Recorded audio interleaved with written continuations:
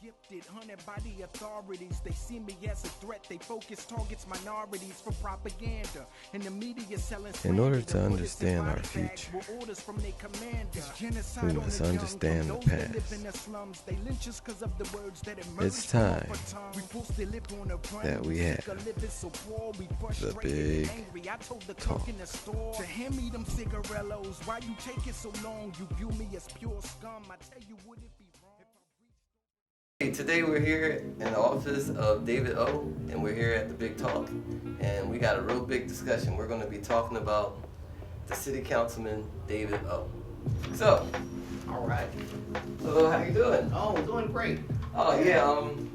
So basically, just describe it. How would you basically describe yourself? I'll let you go on. Well, to keep it short, I'd say I'm a Philadelphian. I'm a U.S. citizen, born and raised here. I'm a Korean American, and I'm a Christian. Those are kind of the ways I describe myself. And what got you into politics?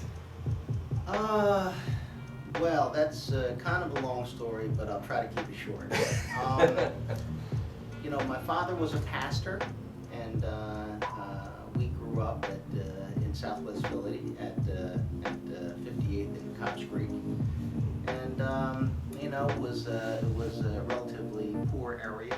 I grew up in an African American neighborhood. Still live there. My wife, 4 kids, and I at one point in time thought that I'd like to be a lawyer, and that really made a great impression with my father because I was not a good student, and so I kept that kind of in my heart.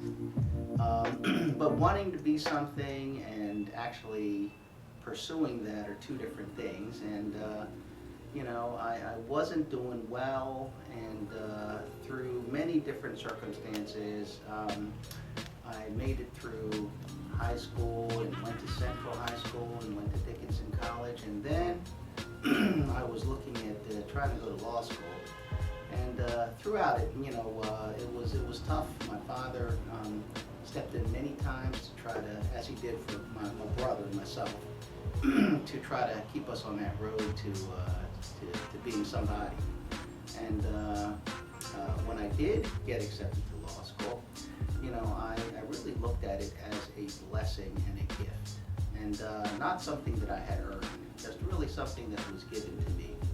And so I wanted to dedicate myself to doing the public good, and being the kind of lawyer that I wanted to be when I was a child, a person who did good, had integrity, all those type of things you see on television, at least back in those days, right? And well, to make a long story short, I was successful in a large sense, and I was building my law practice, building my law firm, and one day I kind of hit a plateau, and I was really reflecting on, why did I hit this plateau? And usually when things don't go well for me, I think about, did I do something that I shouldn't have done? I'm not aware of something that I might have done, that was harmful to others or things like that. And so I was thinking about it, and basically what I kind of concluded was, well, God had blessed me with a lot of good things, a lot of good opportunities, and I've had a lot of different experiences, but I haven't really used them well. I have, kind of dedicated myself to building a law firm, and I want to do good things with it, but in a sense I had transitioned into building kind of a monument to myself. And so I thought about it, and I said, I was thinking about it, and an occasion came up where I thought, if I ran for office, I could interject some real issues into the race. Like, I didn't honestly think I was going to win. I can say that now. It's been a long time. So honestly, I didn't think I was going to win. You can't say that when you run, but nor was I going to say, I can win. I just said, I'm running because I think these are important issues about, how we create jobs, how we reform schools, how we serve the public better.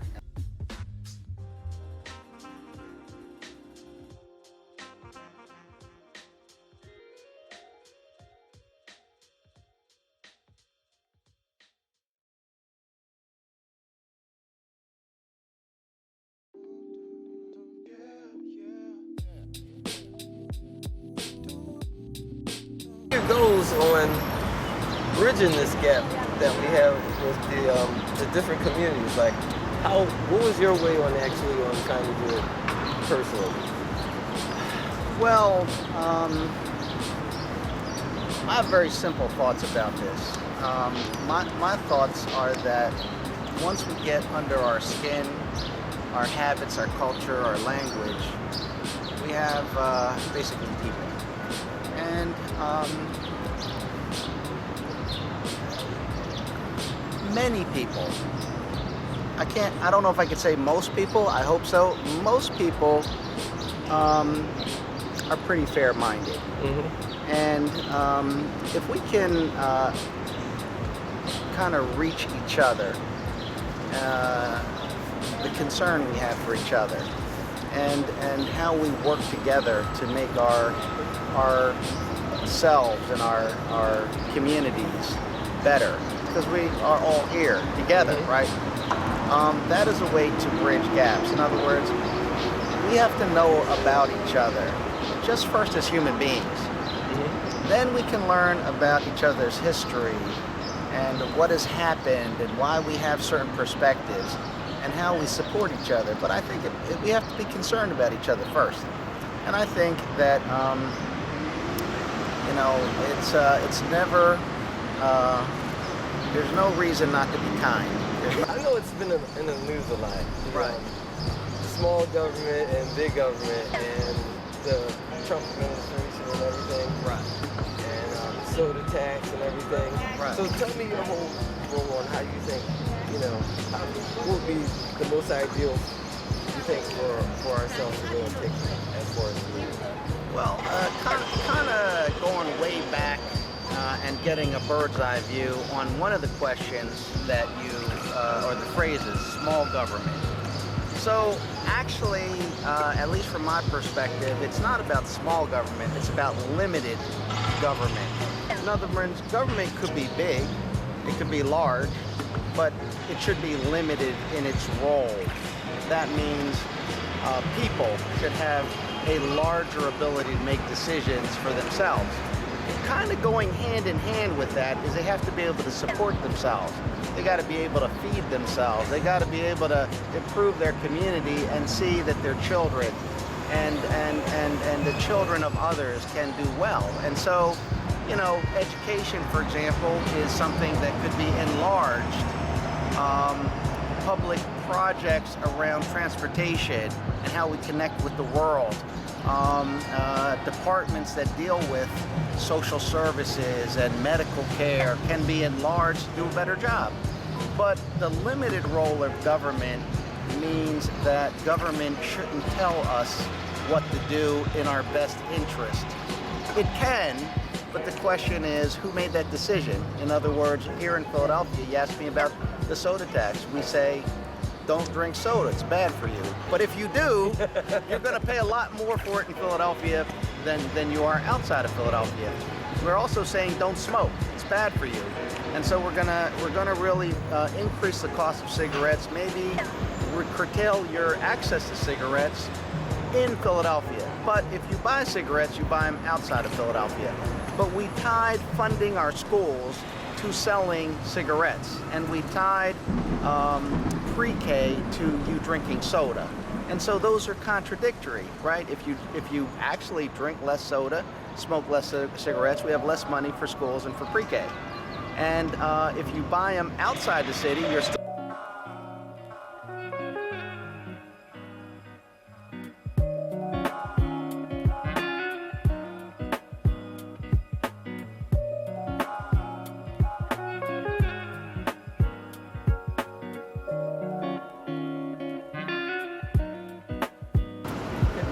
better day. Yeah, it's not too sunny. Yeah. Dark. It's good for the camera. Yeah. It's good for the camera.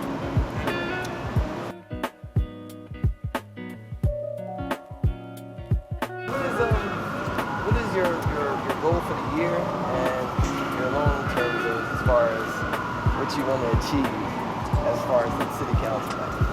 Well, the main thing that I really focus on is jobs and the opportunity to live a full and healthy life. And I do it really through employment and the opportunity to have your own business or those type of things. So, I continue to push legislation that will attract the kind of employers that we need. In this case, we need large employers who hire many people and they pay good wages and benefits for basically low-skilled jobs. And so I introduced a bill with a tax credit for those types of employers because those employers hire people throughout our neighborhoods. Part of that is that if you don't have a good education system, public schools, if you don't have a good, free, publicly accessible, available in your neighborhood education system, then we cannot keep pace and we are falling behind, right? So the problem is we have some great schools in some neighborhoods and some really under-resourced, not very good schools in many neighborhoods. There are magnet schools, but you gotta get all A's, charter schools, but you gotta hit the lottery. And so what we really need is well-resourced, good quality schools in every neighborhood. And so, people can talk about it. Here's the thing that a legislator has to do. We have to introduce a bill. And if you don't introduce a bill to reform the education system, you can talk about it all you like, yell about it, scream about it, march about it, but it's not going to change. Trade on the contact point of the community. Right. For instance, when you're out there and you're going into the community, I want to be there and show it. I want to show people that all you have to do is try to get involved, and the opportunity is right in front of you because it's right here. Yeah, and when you're visible like that, they get to thinking. They say, maybe it is a chance, and we want to open that up for them. Because what I've noticed is the opportunities are there. It's just we gotta realize that we can take advantage of it. Right. Because there's a lot of grants out there. It feels right. Yeah, it's what I want to do, and it's a service that I want to do in a much more kind of pure form than being an attorney trying to build wealth while doing good. I mean, I think that's a wonderful thing to do, but for me, this is the right thing for me to do. You want to help people? Yeah. Yes. Pretty much, yeah. So here we are at the Big Talk with David O. And we had a real nice discussion. And we're going to be following this up. All right. Thank you very much. All right. All right. See y'all around. All right. Take care. Black and gifted, hunted by the authorities. They see me as a threat. They focus targets minorities for propaganda. And the media selling. In order to understand our future, we must understand the past. It's time that we have the Big Talk. To hand me them cigarillos, why you taking so long? You view me as pure scum. I tell you what it